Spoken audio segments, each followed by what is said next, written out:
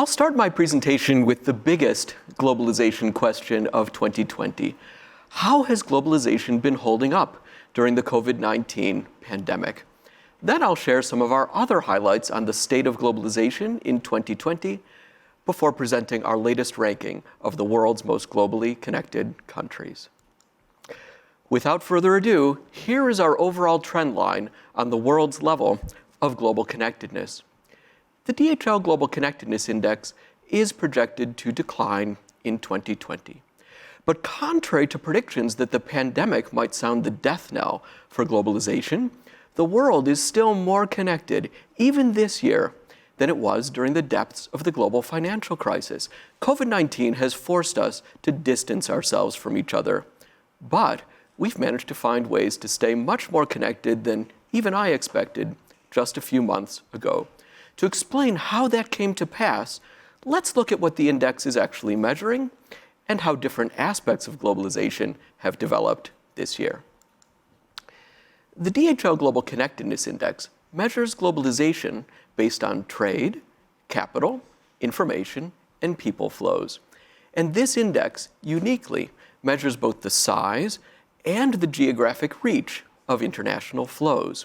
We look at both how large international flows are relative to domestic activity, and we look at whether countries' flows span the globe or if they're more narrowly focused, usually just touching a few neighboring countries. With that background, let's look at how each of the four categories of flows developed in 2020. Start with trade. World trade volume shrunk even faster at the onset of the pandemic than it did during the global financial crisis and during the Great Depression. That's why we saw some really dire predictions about the future of trade back in the spring. But then, starting in June, trade flows roared back much faster than they did during prior crises. By September, the volume of world trade in goods was all the way back to within 2% of its pre-pandemic level. That's a truly remarkable turnaround, fueled by stimulus measures, shifts in spending from local services to traded goods, as well as supply chains that bounced back surprisingly quickly from disruptions earlier in the year. It's also noteworthy that despite export bans on medical products that were enacted early in the pandemic, trade in products used to fight COVID-19 actually boomed this year. For example, exports of personal protective equipment, or PPE, roughly doubled in the second quarter of 2020. Ultimately, trade has turned out to be a surprisingly powerful lifeline for economies and healthcare systems during the pandemic. Turning from trade to capital, investment flows also plummeted at the onset of the pandemic. The graph I've put up here shows one of the most volatile parts of international capital flows. These are portfolio equity flows to emerging economies.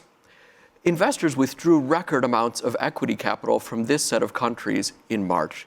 But these flows quickly stabilized after governments and central banks responded to the developing crisis. And it wasn't just an emerging markets phenomenon.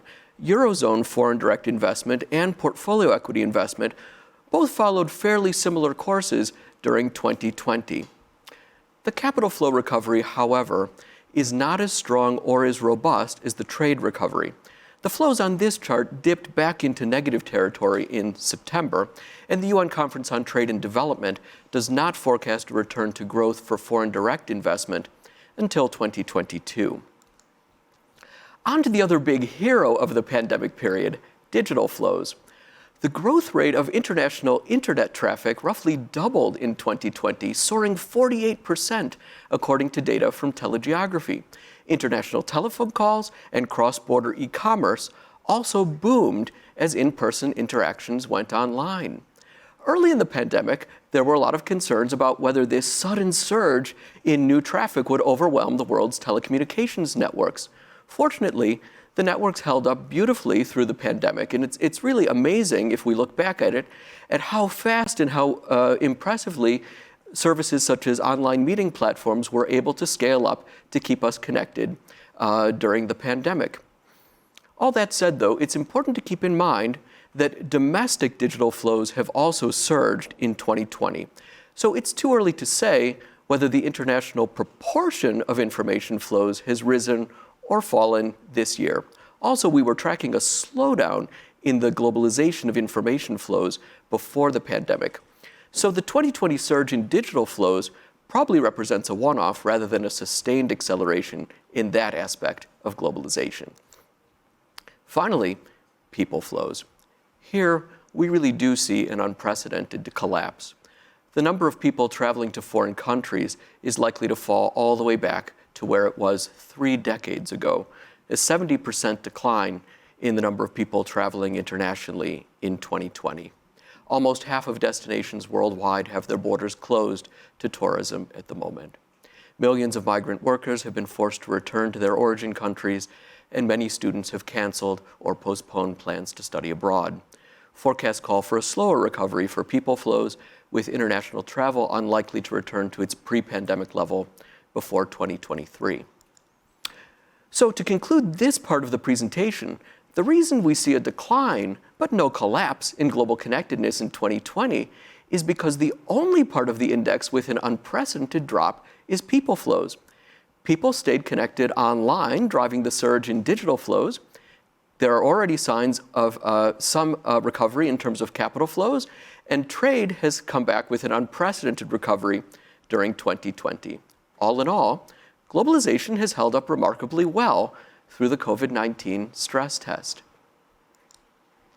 Let's proceed then to some of the other key highlights of our 2020 report on the state of globalization. Let's put recent developments into historical perspective. Despite setbacks, the world is still close to an all-time record high level of global connectedness based on measures of international trade, investment, and migration. While globalization has not been advancing as swiftly or as steadily over the past decade as it did during the preceding decades, we're nowhere near reverting to a world of fundamentally disconnected national markets. And even after the tremendous increases in market integration that we've seen over the past few decades, the world's absolute level of globalization is still rather limited.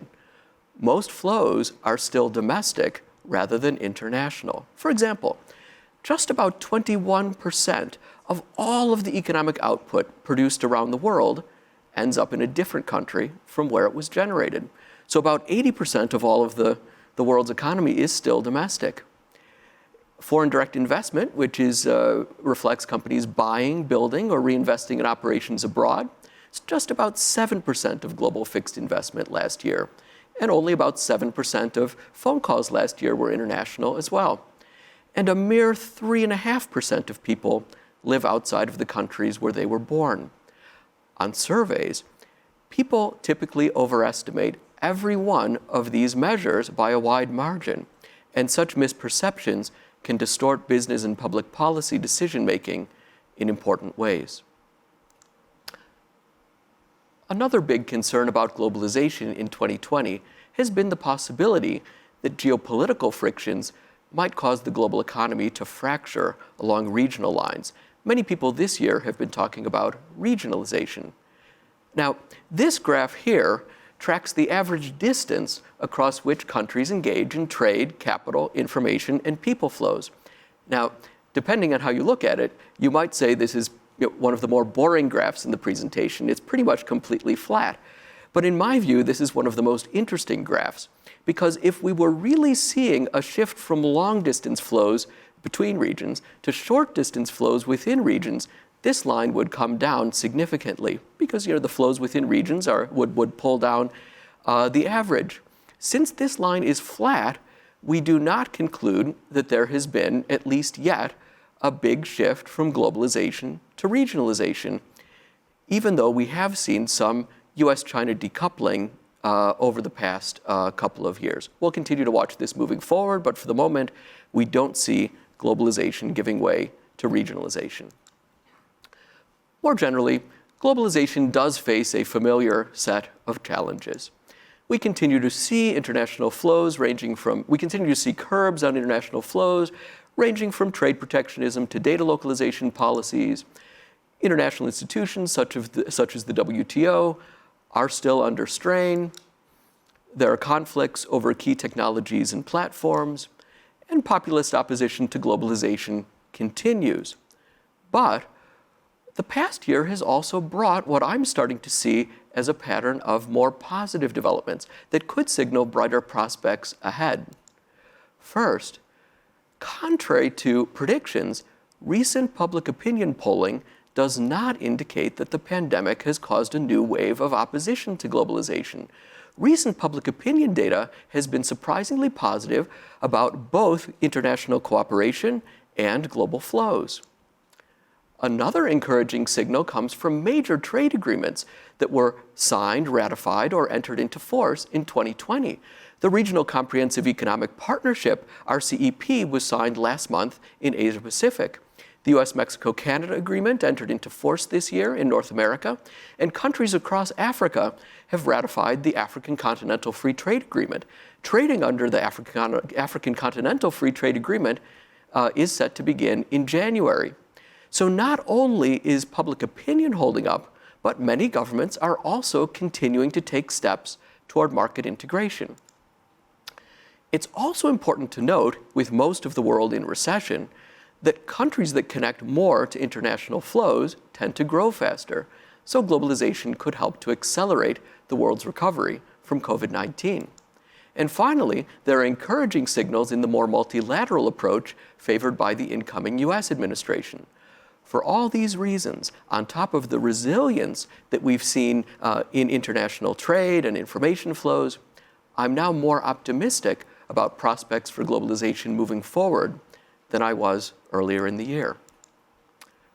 Finally, let's look at our ranking of the world's most globally connected countries. The Netherlands again ranks as the world's most connected country. Singapore came in second overall and is the country with the largest international flows relative to its domestic activity. Belgium came in third and the United Arab Emirates fourth. The fourth place ranking for the United Arab Emirates is particularly noteworthy because it's the highest ranking we've seen yet for both an emerging market country and for a country in the Middle East and North Africa region. I'll also mention the UK here. The UK placed eighth overall, mainly because its international flows have the broadest global reach of any country around the world.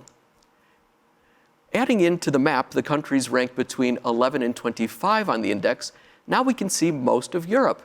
Europe is the world's most globally connected continent. And Europe's largest economy, Germany, ranked 13th this year. In Asia, Malaysia came in 16th, Taiwan 19th, and South Korea 22nd. The top-ranked country in North America is Canada, which ranked 32nd, followed closely by the United States at 37th. You might wonder why the United States doesn't rank higher on the index, since it's still the world's largest economy by most measures. That's because large economies tend to be less globalized than small ones, because a larger proportion of their activity happens within their vast domestic markets. Similarly, Japan, the world's third largest economy, ranked 44th, and Chile came in as the top-ranked country in South America, ranking 47th. South Africa came in 57th as the highest-ranked country in the sub-Saharan part of the African continent. Brazil came in 60th, China 70th, and India 81st. And to complete the ranking, here are the countries up through 125, through 150, and here is the full map of 169 countries included in this year's index. To learn more about our country-level results, I would invite you to take a look at the DHL Global Connectedness Index country book that accompanies this year's main report. The country book has maps and data about each individual country's global flows. To conclude, I'll just underscore a few key points. First, COVID-19 does not spell the end of globalization. Trade, information, and capital flows are keeping us connected while most people flows are on pause. The world is still close to an all-time record high level of globalization, but still less globalized than many presume. Geopolitical tensions so far have not caused the global economy to fracture along regional lines, but we do need to watch this carefully moving forward. and the Netherlands is still the world's most globally connected country, followed by Singapore, Belgium, the United Arab Emirates, and Ireland. Thank you very much.